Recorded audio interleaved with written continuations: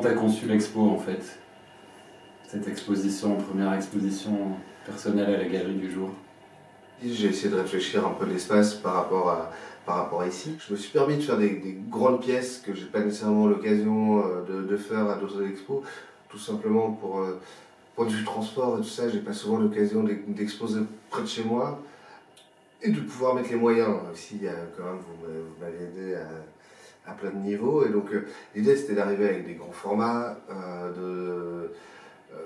l'idée des sas, des sas psychés, de se permettre de réfléchir à une expo qui soit une expo d'un boulot dans l'ensemble, qui ne peuvent être que en expo, plutôt sur des thématiques, l'accrochage où tu ressens certains trucs. Je peux mettre des images qui ont 4-5 ans avec des images d'aujourd'hui, mais qui s'accouplent bien. C'est vraiment un endroit qui me tenait à cœur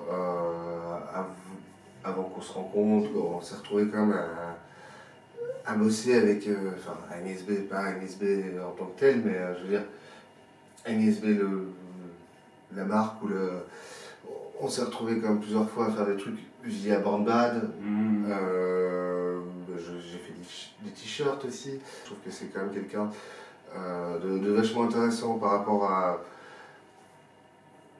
une nana qui fait des fringues et qui décide de mettre de l'argent dans des projets comme ça. Voilà, je la trouve étonnante. Je suis extrêmement heureux d'exposer là pour ça. Tu recycles de l'iconographie qui date de plusieurs siècles ou pas plus récente. Pas genre à mon appart. Il a plein de choses à dire là-dessus. Quoi? Bon, il germe les bouquins. Là, ça devient vraiment problématique. Il y en a partout, tu vois, j'en achète, je sais pas, 1 ou 2 par jour. Bah, j'achète, là, ces temps-ci, en plus, c'est des BD, c'est pour une image, genre, waouh. Ouais, ça en fait beaucoup à la fin. Ouais, bah ouais, mais j'arrive pas à acheter ni découper dans les livres, ni les jeter. J'y arrive pas. Et tu les modifies, toutes ces images? Ouais, tu les utilises parfois non, telles quelles? Bah non, mais mon idée, c'est que je me l'approprie. Des vieilles gravures 1700, 1800, 1900. Mais ces derniers temps, pas mal dans l'expo qui va avoir là, c'est des BD années 80, 70, 80. Quel est ton rapport à la musique et comment tu la mets en image, toi, en fait? La musique est quand même liée à la musique qui crée, ou à des époques, ou à des imageries un petit peu. Après, ce qui est toujours chouette, c'est ce que j'essaye aussi dans l'ensemble de mon travail, que ce soit travail d'affiche c'est d'essayer de casser les règles, enfin, tu vois. Casser les codes un peu. Casser les codes complètement, que tu sois inattendu, mais jouer avec les codes aussi. Toute la musique que ce groupe a créée pendant ce moment-là, enfin, c'est son œuvre. Tout d'un coup, tu lui mets une image sur. Ouais, c'est une sacrée responsabilité, quoi. Complètement, ouais. Et est-ce qu'il y a des trucs un peu de l'ordre de la synesthésie, c'est-à-dire que quand tu écoutes tel type de son, ça va te suggérer plutôt telle image, ou tu vas aller piocher dans tel bouquin? En fonction de l'artiste et de la musique, évidemment, je vais me diriger vers un sens ou un autre, qui n'est pas. Puis après, arrivent des projets improbables. Quand je travaille évidemment pour Born Bad, je pense au groupe Doué, Cheveux et groupe Doué, tu vois, où tout d'un coup tu dois t'attaquer à de l'art africain comme ça, mais tout en restant français, par cheveux. Enfin, tu sais, essayer de mélanger un peu tout ça. J'apprends tout droit, peur de sortir, peur de répondre, peur de servir, peur d'y aller, sans réfléchir. Où on va, tout droit, tout droit. Où on va, tout droit, tout droit.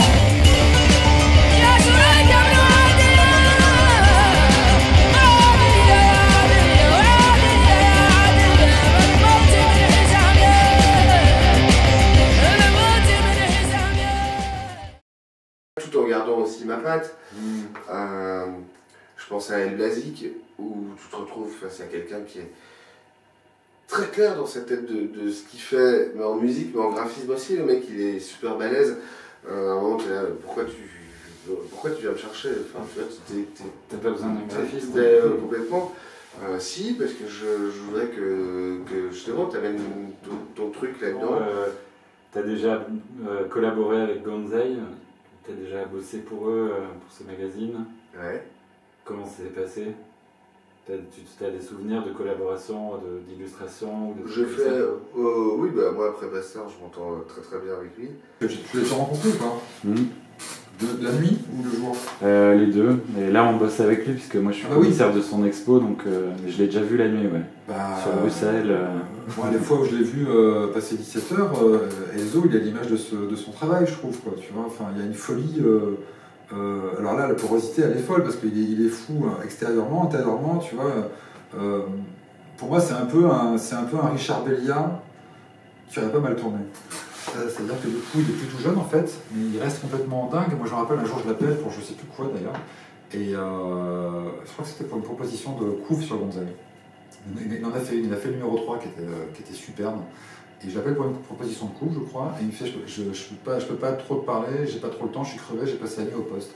Et je vais bon pourquoi.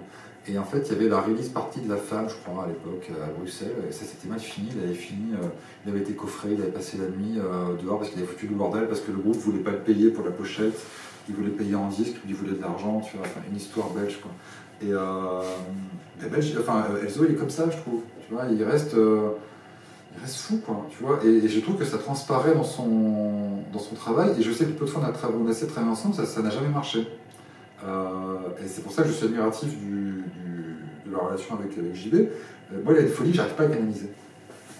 Il y a un truc qui fait que ça marche pas. Mais je l'adore, tu vois, c'est super cool. Je respecte enfin, c'est un talent brut.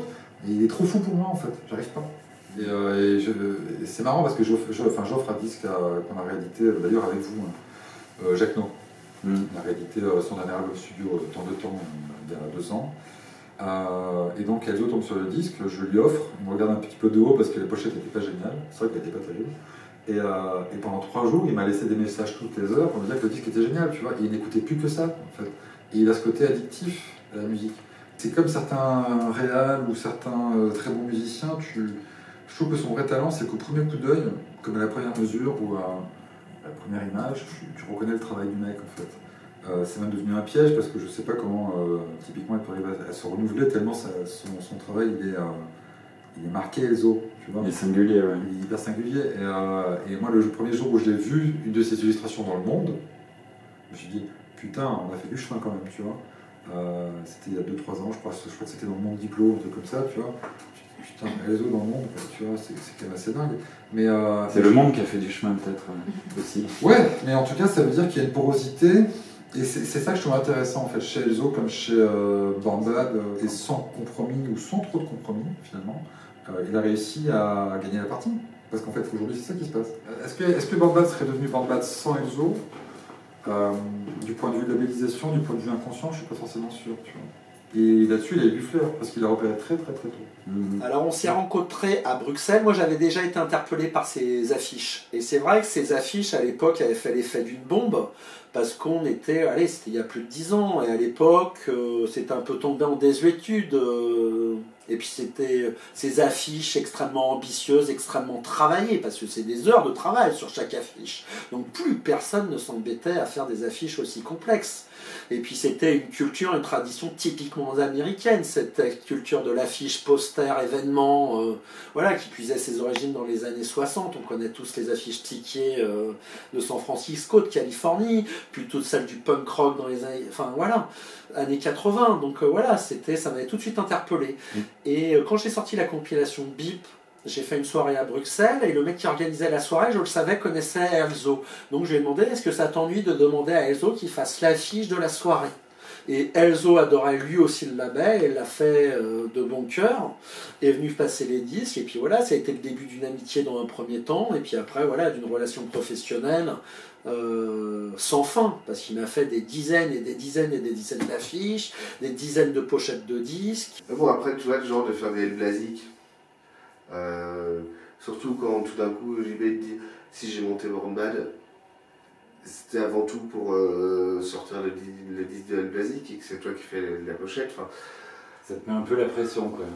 Plus que la pression, c'est pas la pression, c'est surtout que ça te fait du bien, qu'il me fasse confiance à ce point-là. J'achète des Magnétiques, qui était un de mes groupes, enfin qui est toujours un de mes groupes fétiches.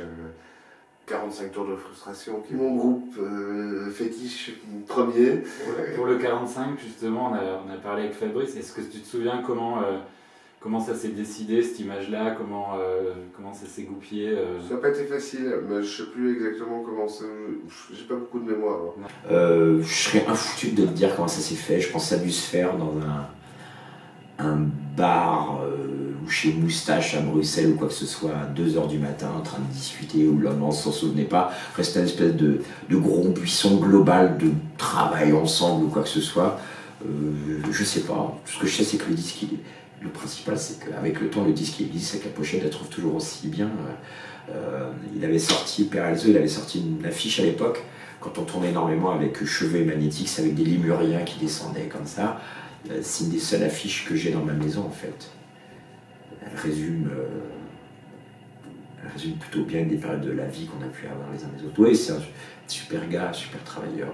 Il est à la hauteur de ses dessins. S'il y a bien quelqu'un qui ressemble au dessin qu'il fait, lui, c'est un personnage qui est plutôt haut en couleur, dans tous les sens qu'on peut imaginer. C'est plutôt, il a des yeux d'enfant pour tout ce qu'il fait. Il est très très très enthousiaste pour tout.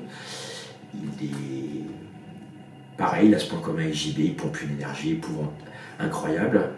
Il a souvent des idées qui sont très très bonnes. Moi j'adore le dessin qu'il a eu l'honneur qu'on a eu l'honneur d'avoir, il fait, les disques se font comme un travail de fonderie ou quoi que ce soit. Les idées sont toujours absolument incroyables, et puis le pas sur frustration. C'est quelqu'un qui est très important sur la scène. Je en parle rigolant parce que je le connais bien ici. C'est un personnage, il est très aérien en fait. Lui aussi était débutant, moi j'étais débutant, et nos deux destins se sont retrouvés ainsi liés, quoi. Et c'est pour ça que Born Bad, qui est en train de franchir un nouveau cap en devenant éditeur de livres, j'édite mon premier livre, voilà, ça a été tout naturellement et évidemment un livre en forme de rétrospective de tout le boulot d'Elzo. Et puis faire mon livre comme on l'a fait, c'est pareil, tu vois, c'est... Oui, ça c'est une vraie preuve d'amour de ton travail. Je pense, ouais. Je pense. Et ça fait super plaisir, enfin, tu vois, qu'il fasse mon livre, c'est tellement logique. Le livre avec Born Bad, qui est un peu une monographie quasi exhaustive de ton travail des 15 dernières années. Ouais, où on a surtout travaillé sur la fin, et puis il y avait le début quand même qui est dedans, mais l'idée c'était pas nécessairement de tout mettre du début à la fin, c'était quand même de faire une sélection. Mais il est riche, quoi, enfin l'iconographie, je sais pas combien il y a d'images dedans, mais c'est une somme, quoi. 400-500. Ouais. Quand je bosse, que ce soit pour lui ou pour un autre, souvent je lui demande, son avis parce que j'aime son avis, quoi. Ce mec a bon goût et puis il va jamais dire non c'est dégueu, enfin à moins que ce soit vraiment dégueu, mais je pense que ça n'est jamais arrivé. Toujours te pousser vers le haut, tout ce que je génère comme projet même à côté, enfin tu vois, il y a d'une certaine façon, il est toujours lié, et puis moi c'est pareil, sur quand même la plupart de ces projets, je suis extrêmement lié à ces trucs, enfin tu vois, et puis il me fait confiance. Ça fait combien d'années que vous bossez ensemble? Je dirais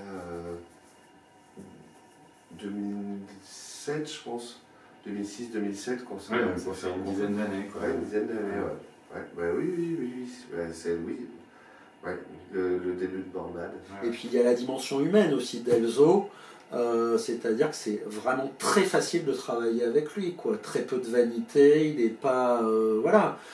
Ouais, je confirme. Comme beaucoup d'illustrateurs ça devient très vite compliqué, qui ont une perception d'eux-mêmes en tant qu'artiste, avec tout un... Il est très à l'écoute aussi. Voilà, il est très à l'écoute, il est très attentif, et c'est toujours étonnant, en dépit de son talent, les échanges que nous arrivons à avoir. Il est très très attentif aux conseils que je lui donne, il est très très attentif à ce que je lui dis, et il n'a aucun problème à refaire un boulot de A à Z dès lors qu'il ne me satisfait pas, quoi. C'est sidérant son humilité par rapport à son propre travail. C'est joyeux, c'est violent, c'est agressif, et c'est gay, c'est un univers tout en contraste. Le bon goût y côtoie le pire mauvais goût. C'est flamboyant, c'est ambitieux, c'est parfois spectaculaire, c'est visuel. Et puis ça puise ses influences dans plein d'époques différentes, le modernisme, les années 80 type Memphis, les arts déco, la pop 60. Et c'est un mélange et un blue big boulga qui pourrait être indigeste, mais qui est tellement assimilé avec brio que ça crée quelque chose de totalement unique et insolite, et puis surtout d'une efficacité visuelle imparable. Une pochette d'Elzo, tu la vois, une affiche d'Elzo, tu la vois, ça te pète à la gueule.